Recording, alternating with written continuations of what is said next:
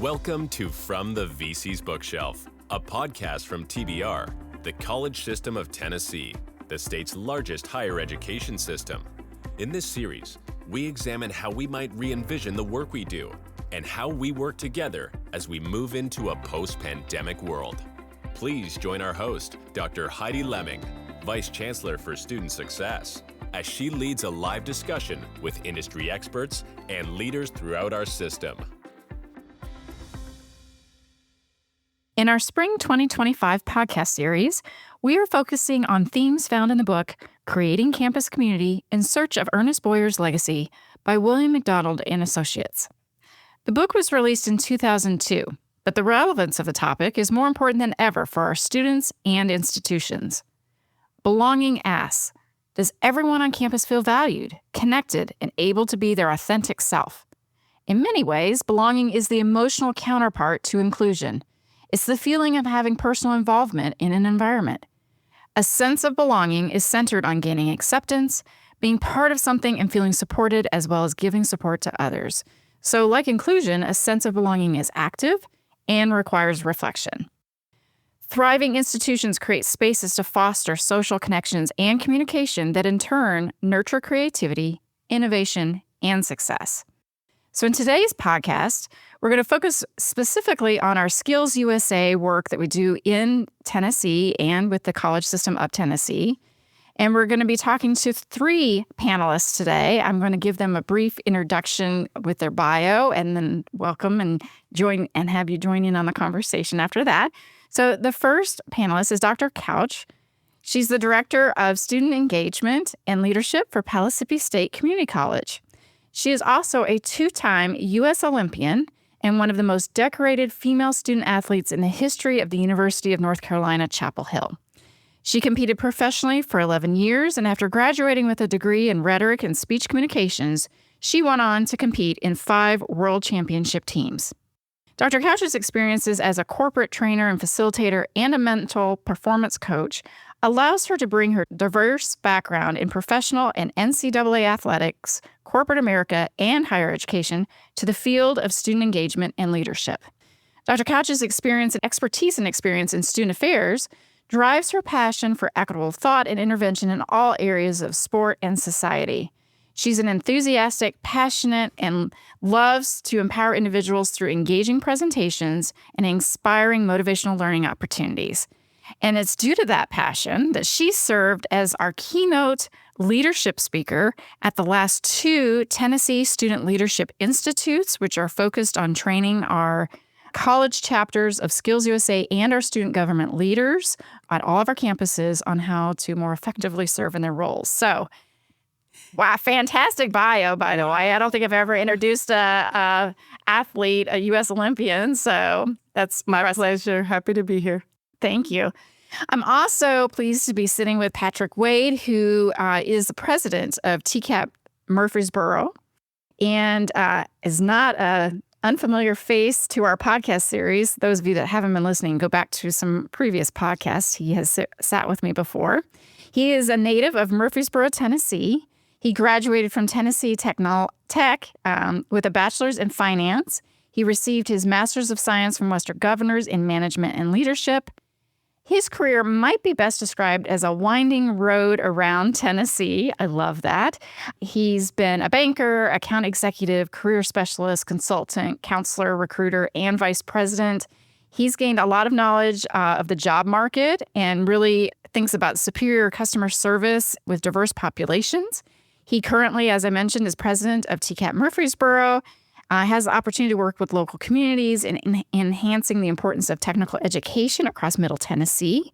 He also enjoys family, friends, and sports. He has a sports connection here. He's passionate for meeting new people and leaving them encouraged. His motto is to live each day to the fullest and learn something new. Welcome again. Thank you so much for having me, Dr. Lemming. I did not scare you off the first time, evidently. And finally, the third panelist is Scott Mull. He is a student at TCAT Knoxville. He is currently enrolled in the Industrial Electricity program, having previously graduated from the HVAC and Refrigeration program. Scott served in the U.S. Army from 2011 to 2015. with one tour to Afghanistan. He's worked in automotive and maintenance trades for the bulk of his career, and he currently serves as the National College Post-Secondary Parliamentarian for SkillsUSA, the #1 career and technical student organization for workforce development in the country. Welcome, Scott. Thank you for having me, Dr. Lemming. Wow, what an impressive panel I have today. I'm super excited to have this conversation about community building. And in my background, I came from a student activities leadership background. So this is really exciting for me to also be talking about how that builds community on campus. So real quickly, for any of our listeners who haven't been tuning into this podcast series, a summary of the book. This is based on a theory of engagement by Ernest Boyer. And in the book, Creating Campus Community, the authors are from 5 diverse institutions, and they share their successes, failures, and ongoing challenges in establishing a capacity for connectedness. And so today we're going to be leaning into some of the themes from the book, which is colleges have to be educationally purposeful, where learning is the focus. They have to be open places where civility is affirmed, just places where persons are honored, disciplined places where group obligation guides behavior, a caring place where individuals are supported and service is encouraged, and a celebrative place where traditions are shared.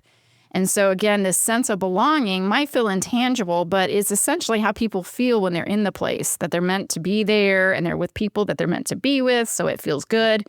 And when a student arrives on campus, if they don't feel these things, then they're going to be disengaged, disconnected, they're going to feel uncomfortable. So I really would love to hear, again, this sense of belonging, how we view this from the different lenses of each of your respective positions. And, I shared with our audience your bios. So they already have a sense of that, but maybe, dive in a little bit deeper. Like, how do you see what you do on campus and your current role as building that sense of community? I might start here with Patrick as a president, and then we'll work our way around. Absolutely. So I am a firm believer that every person that walks through our door must feel like they belong in the building. And how that starts with a smile. That starts with knowledge of what they are doing, and also having the same mission for everybody that's in the building. So for TCAT Murfreesboro, one thing that we like to talk about is our leadership pillars. One of those is servant mentality, to know that we are here to serve our students, we're here to serve each other, and we're also here to serve our community.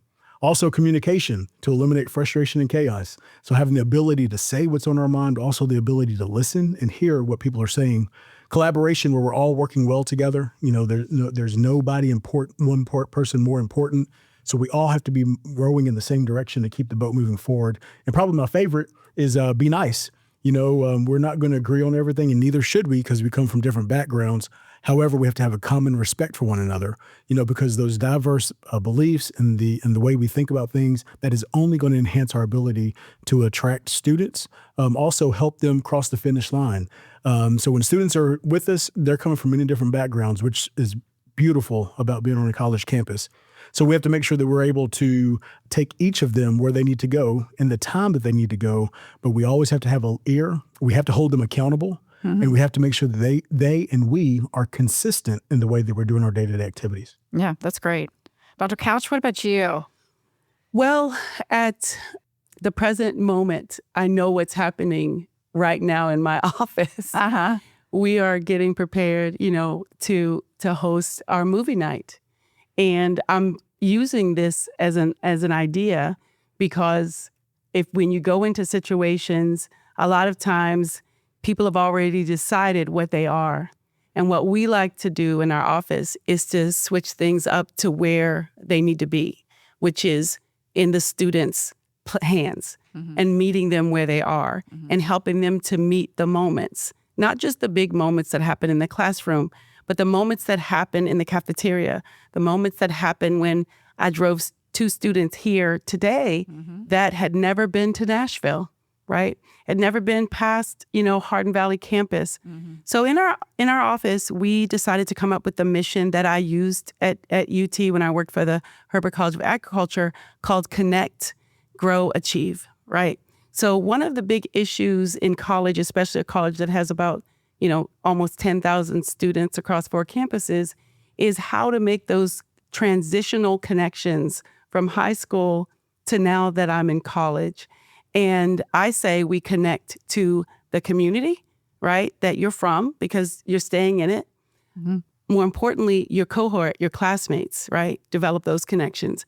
And then we connect to the classroom, which is staff, faculty, and people that are allowing them, like this book is talking about, to be purposeful about kind of where they'll be headed. Mm-hmm. But growth is a thing that happens in the midst of things, right? In the midst of movie night, my students that work in our office will be growing in their leadership skills, in their planning, execution, in their people skills, right? So everything that we do is around this idea of, are we connecting? Are we growing? And are we achieving?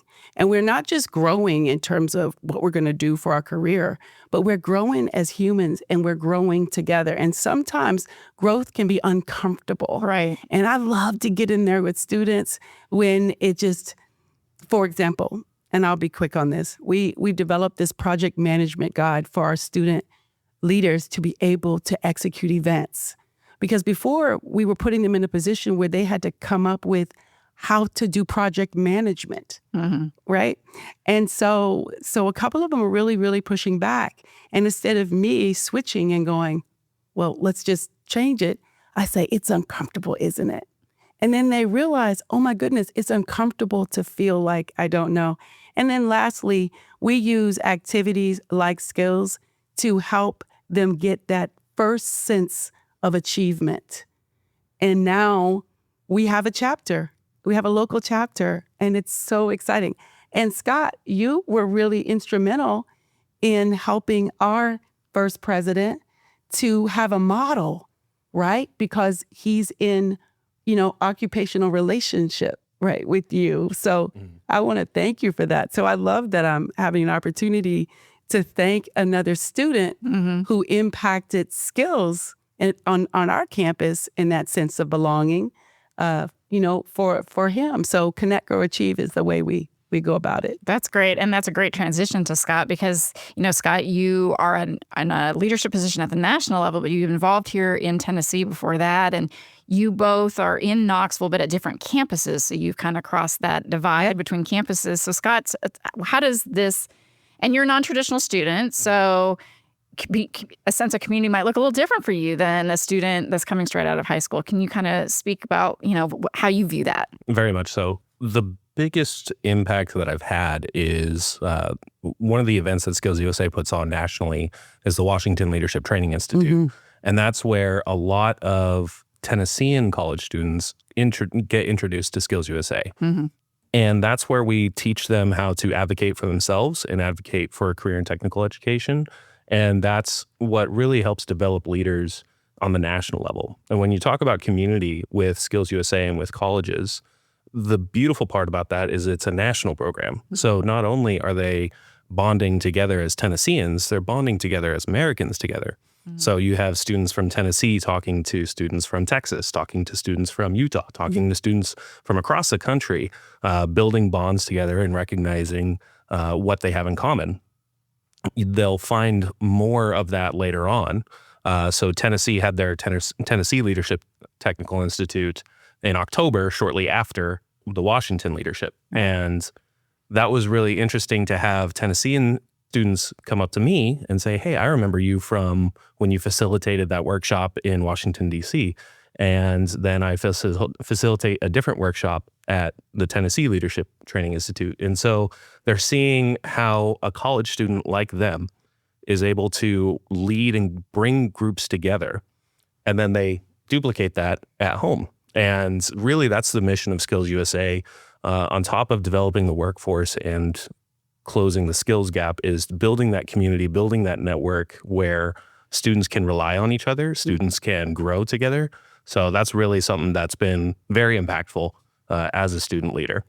And Scott, I have to have you share the story about the experience from last year in Atlanta. So I got to know Scott. He was running for a national officer position. Tennessee had this fantastic state pin that was encouraging folks from across states to meet each other. Can you just kind of talk through? That's a good example of one way that they're trying to build community at an event like that. And we take students to that event every year. Talk about that. So Tennessee historically has not had the best lapel pin for trading. And for those that aren't familiar, at the National Skills and Leadership Conference in Atlanta, one of the competitions is pin design. And the upfront purpose of that competition is to create a pin that's visually appealing and also tells a story. The backhand mission behind that competition is to get students to network with each other. So at Nationals, we have, I believe last year we had 40,000 students in attendance. Massive, Big, yeah. massive group. And Tennessee's pin, designed by the 23-24 Tennessee state president, went viral. Yes. The quick description of it was a pink Cadillac with our state flower and butterflies on it. So we have Elvis's Cadillac representing Memphis, the flower representing Nashville, the butterflies representing Dollywood and Knoxville, right? Yeah. So we have the whole state represented, went viral. People were trading, pins from faraway places, secret pins, Groups of pins. I think Finding me. Yeah, exactly. And tracking me down to get them. And so this pin created so much conversation between Tennesseans and the rest of the country that I still have people looking for those pins, still have people asking about those pins. Tennesseans that were at Nationals that have shown up to other SkillsUSA events looking for the pins still, talking to other states for the pins. So that networking tool that SkillsUSA has created is really something that creates more of that community. And when you have someone who shows up to a SkillsUSA event from a faraway state like Hawaii, and they have a Cadillac pin on their lapel, that's really a cool connection to make with them. Yeah, and what I love is they're out on the mall and they're all like, are you from Tennessee? Are you from Tennessee? They're trying to track you down to get that. But it forces them out of a comfort zone. It's a reason to go approach someone that you've never met before to have that conversation. And I'll tell you one thing that's really neat about that is internally. So like we had some competitors from our campus and they had never seen the pin design. However, when they found out, people found they were from Tennessee, oh my gosh, you're from Tennessee. Right. You're like the best. Yes. So it gave our students who had no clue about the pin design. That's right. But they were from Tennessee. Now all of a sudden they're wearing this ego and they're like, man, yes, I am the best. Yeah. Let me go find out. That's right. And so they went to their room and they got the pin because we all got a pin from being from Tennessee. So they're like, this is worth something. That's right. Which means I am worth something. Right. And one of the things that we learned, it was my first WLTI this year with our very first president of our local chapter at Pellissippi State. He was also the national champion in Internet of Things. We're there and we're learning more about this amazing framework that Skills offers to all of us, even as adults. I think Scott would agree that our relationship started at a leadership training institute where I happened to be speaking. And there was, a medical emergency in the room. And where there was 106 people in the room, I was able to move them out of the room because I stayed focused on them. And most people didn't know. And I get to Nationals and people are coming up to me from Tennessee, the 70 or however many we had there. Yeah. And they were just like, oh, Dr. Couch, it's so good to see you. If I go to TISL or anything in the state that has to do with any student leadership, even today, I'm walking through Cordell Hall and one of the young women that I interviewed to get ready for her framework story, the story that helps skills students to articulate their skill set to employers. And she just even looked different. And she was like, I've been looking for you all day. I wanted to say hello, hello to you. But one of the amazing things about occupational identity that is born with skills, it comes from knowing that Scott has committed to a life of HVAC or or career education. Right. And that's okay. And that's good. And that means, as an American, I have pins from the Olympics. It is the same thing. When we're at the Olympic Games or at a World Championships, the pin game is strong. And we're not going for design. We're going for what the value behind the country and behind what it brings. Right. And I believe that it's a great example of what Skills is doing with the simple pen design, and the same way we do it for our whole country, and the way that we become, as Scott said, we're Americans, right? Yeah. Well, and our listeners need to know there is an international level competition for Skills too, and they added this last summer after the Olympics, and so do they trade pins there? They do. They do. Yeah. We're hoping if Gabe wins, when Gabe wins a second time, we might have a shot at it. Okay. He's very competitive. Yeah. The pink Cadillac. It's going to be there, right? We hope so. I didn't get to go to Leon for the World Skills, but I do have a couple friends who are SkillsUSA alumni that were able to go volunteer. Right. And I asked them to bring me back a Skills Australia and anything else they could get their hands on. I got my Skills Australia. It's a little koala bear. And then I also was able to visit with Lincoln Electric at their headquarters in Cleveland, and we were able to get the Lincoln Electric World Skills pin. Ooh, new. So very, very cool. Because you're right. It is a global phenomenon, especially in the skills community, because it's how you really easily facilitate networking. Yeah. So yeah. Well, and I like it because it's also just something that they're not worth a lot monetarily necessarily, but it's more about just the idea that you're part of the community. It helps you feel like you said, special in some way. It was amazing what some of those students were trading Yes. for a pen. Yes. Yeah. I will give you 45 states. Right. Oh, it was true. It was true. I stopped wearing mine so that it would make it home, because it was my first nationals, right? Yeah. So I wanted to but I had students, because we had a lot of older pens from my predecessors had given me, and I would go, please just take a barrel. And they'd be like, no. And so I had one of our students won a bronze in digital cinema, and he just kept coming to me going, I really want to use it for the movie. I'm like, no, you want to sell it to that kid for $20. And you're not going to. But yeah, it was quite a first for me coming to nationals and seeing a sea of, black polos and cowboy hats, and knowing that we were all in it together. And not just the students with the students. It is a entire community. The students are so appreciative of what the faculty advisors, that ground them in their academic education. But me as a college administrator that makes sure that they have access. I want to tell a funny story about I said it was funny, so it's not going to be, but it's okay.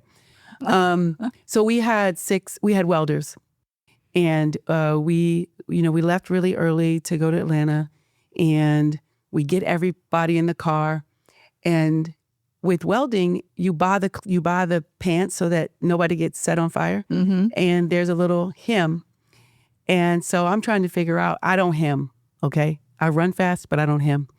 And so I got a woman at my church to get them all hemmed up. We get them down to Knoxville so that we can all leave. And he comes to me and says, I don't know, where my uniform is. Oh. And it's not something that you can just go out. And so we figured it out. My assistant called around Atlanta. I went and bought some more, another one, got it hemmed and got it to him in time enough for his orientation. Students appreciate. Sure. So I get back to Knoxville that summer. I'm teaching. We have a new leadership education that was inspired by Skills, the new leadership education program. And I get flowers delivered to me while I'm teaching. And it's from the national championship team that were my Skills students. And I can say confidently that has not happened to me as an administrator, and I've been doing this for a couple of decades. So it really does create this sense of family, but I would say at the community college level, because of how people enter community college and how they can basically choose whether they're going to engage or not. Once they're connected with Skills, it gives them this sense of, I don't need to feel like I belong.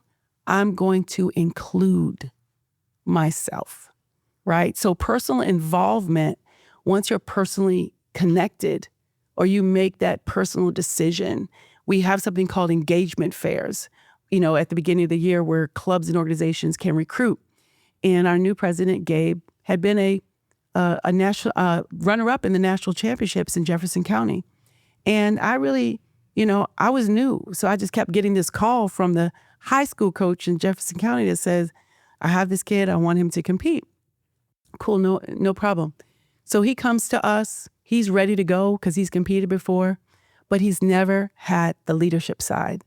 And so once I took him to WLTI and then he tabled at a fair, he said that changed everything for him. All right.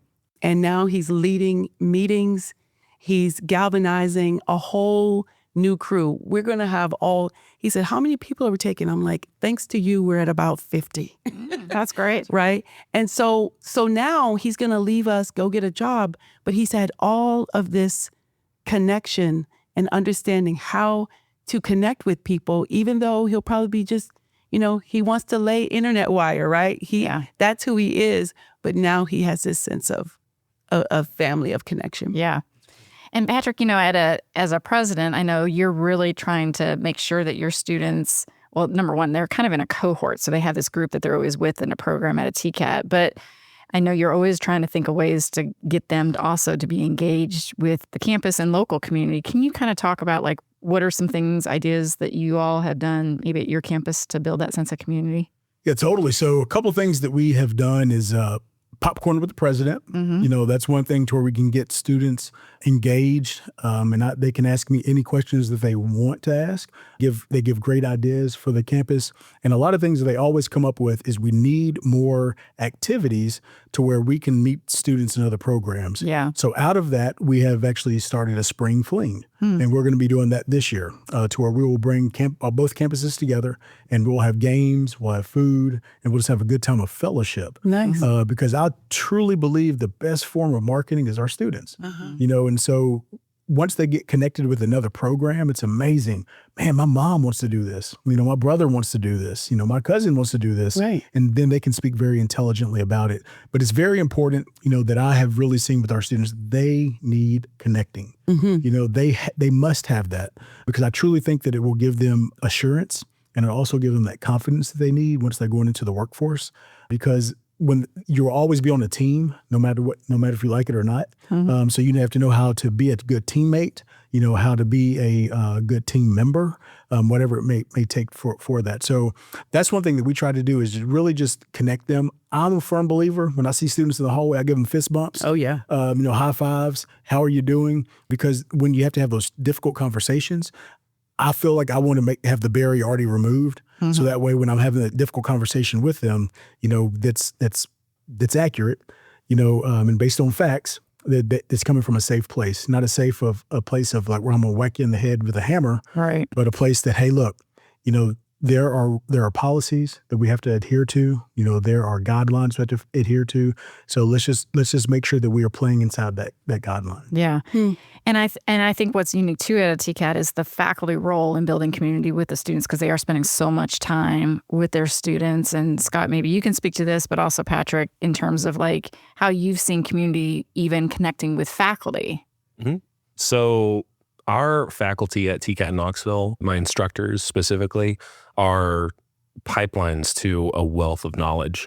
My instructor in HVAC, I still go to him for questions that I see. If every once in a while I'll go out and do a weekend job for somebody, my heating isn't turning on. I don't know why my air conditioning's not working. If there's something that stumps me, I'll still go to. I'm outside of the HVAC program now. I'm not currently an HVAC student, but I'll still go to them. You build that connection. Exactly. Right. Exactly. And so, I'm building that connection currently with my industrial electricity teachers. And I also have that connection with instructors for classes that I'm not in, but other students that I've networked with and connected with. Now I have that connection with them, like our automotive body, or what is the program? Collision repair. Thank you. So our collision repair instructor, I'll go to him for things, and I'm not in his class. I have not the first clue about how to paint a car, but he does, and I know people who have been a part of that. And so just building that network, building that community just inside the school. And with a TCAT, you're with your instructor 6 hours a day. Right. So you have a lot of time to build that rapport with your instructor, with other instructors. And then with SkillsUSA, I'm talking to students in pipe fitting and welding and collision repair and HVAC and computer information technology.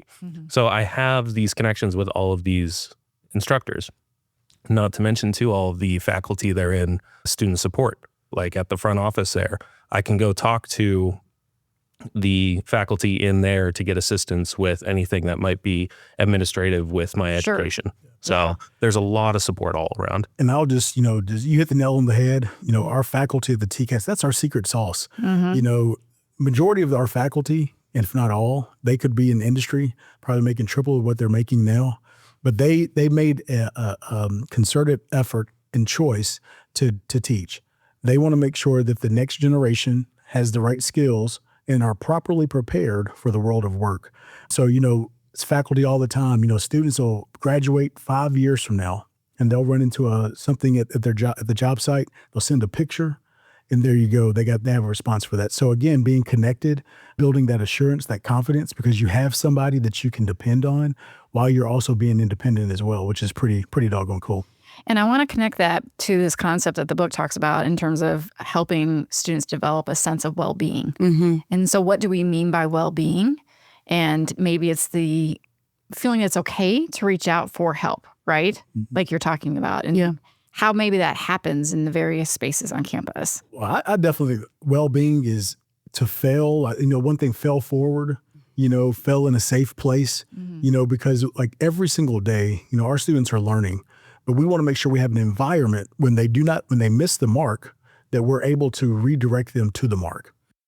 Because a lot of times, you will learn the most by missing the mark. And so how do you respond from that? And so I think, our faculty play a critical role. Our students, they play a critical role, in just responding, to that missing the mark. Right. Well, being a coach, and that comes out a lot in the way that I work with students.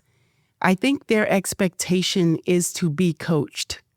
That especially as skills folks, they really understand that that they are trying to move from being where they are to where they eventually want to be. So this idea of trusting you with that process, is amazing. One of the things that people say about me is I'm always like pushing, but pushing in a way that makes them feel like they can do it. So much about life is they're asking themselves the question, that self-efficacy, that self-concept. I'm here now. What does this mean? Right. And it's up to us to be able to explain to them, this is what this means. So we have an SGA president now, because she's been around skills folks, because we do these trips together, who is like, I'm going to skills. And then not only does she say she's going to skills, but then the whole cabinet is like, well, you're in engineering. Okay, and they are finding for each other these ways to be able to participate in something that they know they're going to get what they need from it. We are a career immersion college. We are aligning ourselves with helping students to have self-assessment, the ability to be able to look at yourself and say, this is where I am, and that's okay. So one of the things I do with students is I will draw a 1, and then I'll draw all the way up to 10. And I will say, okay, where are we with what you want to do, whatever it is? And I said, well, you've been here for a year. Let's put a mark at a year. And I said, what do you want to be when you get, to 10? And they would say it. And I said, well, there's some steps that we're going to have to take.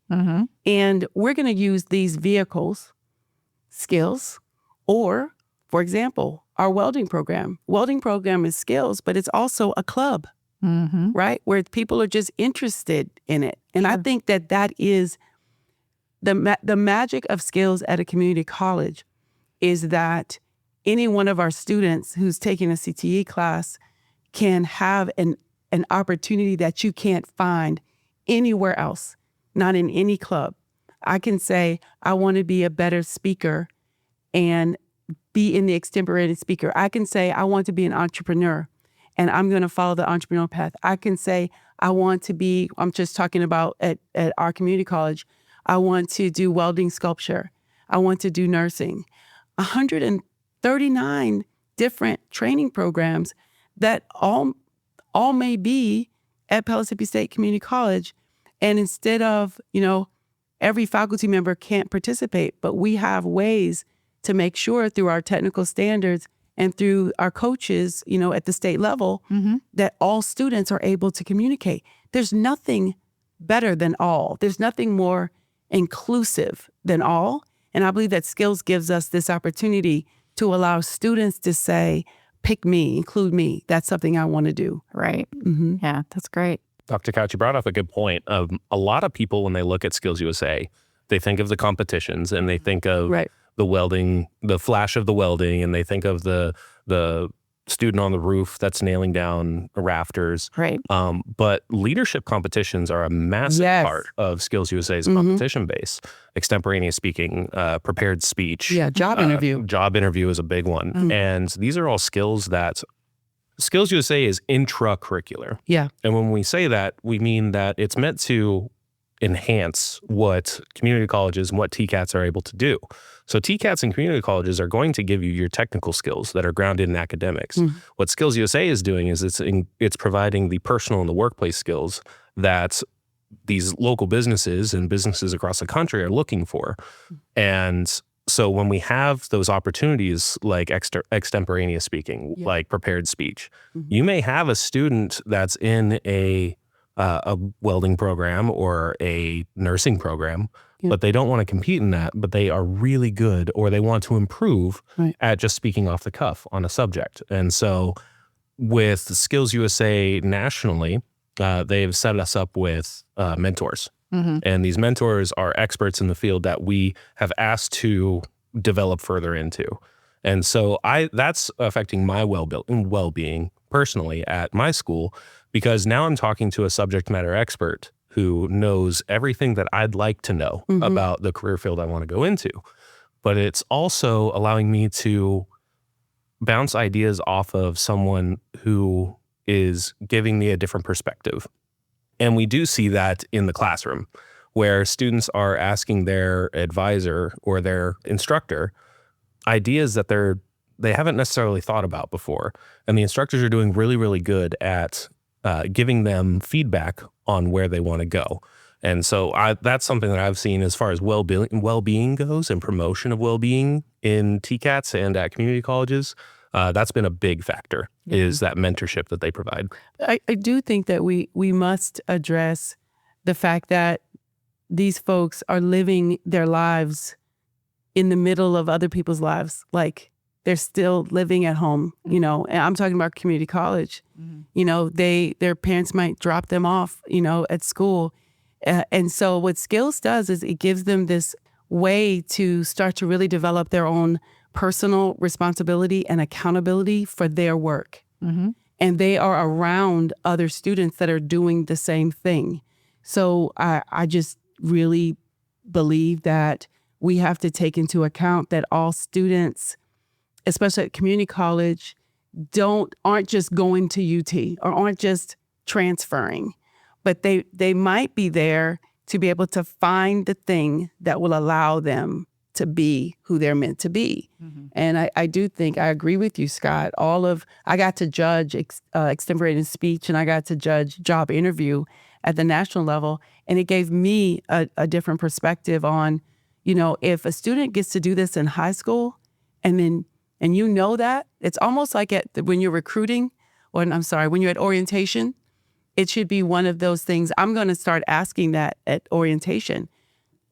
Have you ever heard of Skills? Because those students may not know, because, we're so big and there's so many opportunities that sometimes students don't take advantage of any of them.